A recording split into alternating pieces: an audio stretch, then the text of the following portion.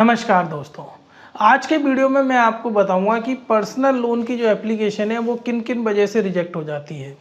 आपको मैं basic reasons बताऊंगा ताकि आप खुद समझ पाओगे कि आपकी एप्लीकेशन रिजेक्ट क्यों होगी, क्योंकि हम काफ़ी फ्रस्ट्रेट हो जाते हैं और कहीं भी मल्टीपल जगह अप्लाई करने लगते हैं। तो पहले आप समझ लो ताकि फिर आप उसी स्पेसिफिक जगह अप्लाई करोगे जहाँ आपको लोन मिल सकता होगा।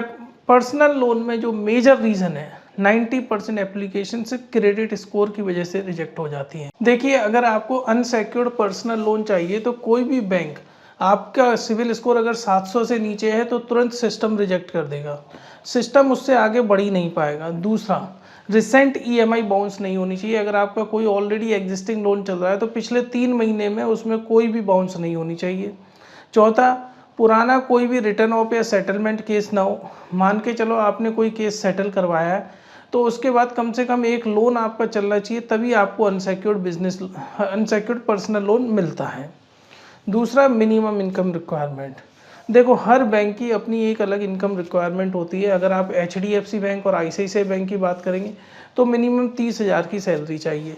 आईडीएफसी की बात करेंगे तो 20,000 सैलरी चाहिए। इनक्रेड ऐप की बात करेंगे तो 18,000 सैलरी चाहिए।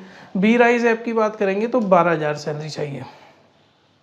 तो क्या होता है, आपको ये पता नहीं होता कि आपकी जो इनकम है उस पर कौन कौन बैंक दे रहे हैं और आप अब्रप्टली कहीं पर भी अप्लाई कर दें। तो ये मिनिमम इनकम रिक्वायरमेंट होती है।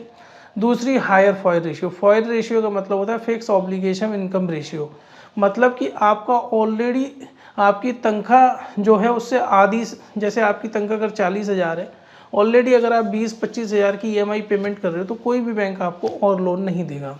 दूसरा, आपने लोन अप्लाई कर दिया 10 लाख के लिए, लेकिन जो आपकी एलिजिबिलिटी बनती है वो 6 लाख या 5 लाख की बनती है। आपके पास ज़्यादा इनकम नहीं है ताकि आप हायर ईएमआई पेमेंट कर सको। और दूसरा, पीएफ और ईएसआई आपके सैलरी से डिडक्ट नहीं हो रहे हो, क्योंकि मेजर रीज़न ये भी है, अगर पीएफ ईएसआई आपके सैलरी से डिडक्ट हो रहे हैं तो ईजी हो जाता है बैंकरों को लैंड करना। अब आती है बात लैक ऑफ डॉक्यूमेंट। मतलब कई बार आप प्रॉपर डॉक्यूमेंट भी बैंक में सबमिट नहीं करते। जैसे कि बैंक को जो 4-5 स्पेसिफिक डॉक्यूमेंट चाहिए पर्सनल लोन के लिए, जैसे कि पैन कार्ड, आधार कार्ड, 3 सैलरी स्लिप, 6 महीने का बैंक अकाउंट स्टेटमेंट, फॉर्म 16, ये आपको देनी पड़ेंगे। कई बार आप फॉर्म 16 नहीं दे पाते। कई बार जब आपका लोन सैंक्शन हो जाता है, डिसबर्समेंट के वक्त आपसे कोई ओन हाउस प्रूफ मांगा जाता है कि आप कहीं भी रह रहे हो, रेंट एग्रीमेंट दो, तो वो नहीं दे पाते हो। सैलरी स्लिप प्रॉपर नहीं दे पाते हो। अगर आप लीव पर चल रहे हो तो लीव सर्टिफिकेट नहीं दे पाते।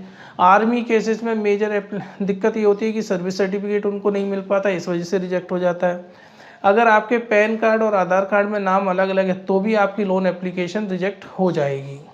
अब आता है टू मैनी क्रेडिट इंक्वायरीज। मान के चलिए आपको लोन की ज़रूरत थी लेकिन आपने बहुत ज़्यादा इंक्वायरीज कर ली, तो होता क्या है, सिविल स्कोर तो आपका थोड़ा बहुत इफेक्ट होता है, लेकिन अगर ज़्यादा इंक्वायरीज है तो बैंक तुरंत रिजेक्ट कर देते हैं। और जितने भी बैंक है वो 5 इंक्वायरी से ज़्यादा नहीं मांगते। अगर पिछले 3 महीने में अगर बात करी जाए बजाज फाइनेंस की, तो अगर यदि आपकी 3 इंक्वायरी है पिछले 1 महीने में तो आपकी फ़ाइल रिजेक्ट हो जाएगी। तो ज़्यादा इंक्वायरीज बिल्कुल ना करें। कहीं भी अप्लाई करें तो सोच समझ के करें कि कहाँ पर लोन हो सकता है। Job stability.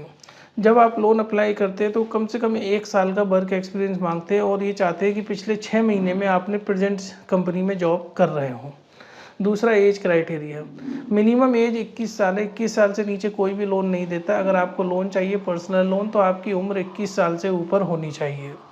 फ्रेंड्स, हम pan India personal loan provide करते हैं। अगर आपको लोन चाहिए तो आप हमसे कांटेक्ट कर सकते हो। अगर आप किसी फ्रेंड्स या रिलेटिव की फ़ाइल हमें देंगे तो हम आपको 2% तक का कमीशन देते हैं। फ़ाइल रेफर करने के लिए ऊपर दिए हुए व्हाट्सएप नंबर पर आप हमसे संपर्क कर सकते हैं। धन्यवाद।